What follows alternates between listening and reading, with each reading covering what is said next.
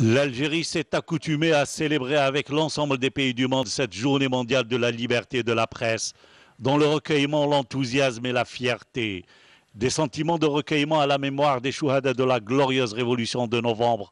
parmi les hommes de la presse dont certains tombaient en martyrs sous d'abominables tortures du colonialisme pour crier haut et fort le droit du peuple algérien à la liberté et à l'indépendance, a notamment dit à l'adresse de la presse nationale le président de la République, Abdelaziz Bouteflika.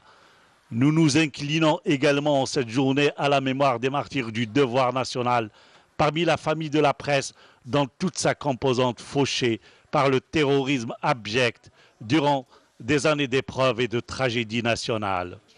L'Algérie peut s'enorgueillir de la dépénalisation du délit de presse et elle peut aussi se targuer de ne compter aucun journaliste incarcéré en raison de l'exercice de sa mission d'information, a ajouté le président de la République dans son message à la presse nationale.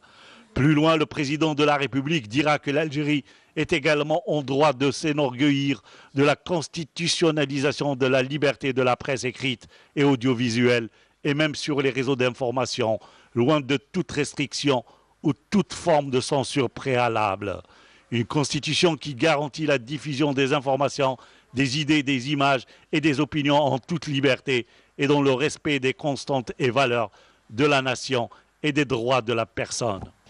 L'Algérie mise sur ses médias face aux multiples défis auxquels elle est confrontée au plan interne et à d'autres qui la menacent au plan extérieur, à l'instar de plusieurs pays dans le monde.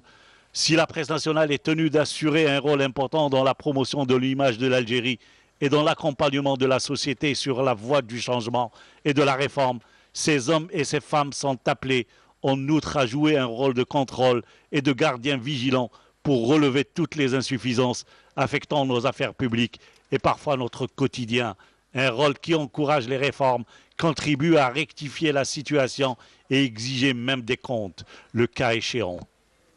En somme, a poursuivi le président de la République, j'ai veillé à mettre en avant le rôle central de la presse nationale dans tous les chantiers et face aux défis qui se posent à notre pays. Notre peuple est en droit de bénéficier de l'apport de la presse nationale à ces chantiers et aux efforts visant à relever ces défis, de même que nous sommes, peuple et État, en droit de nous enorgueillir du progrès et de la modernisation atteints par notre presse nationale dans toute sa composante.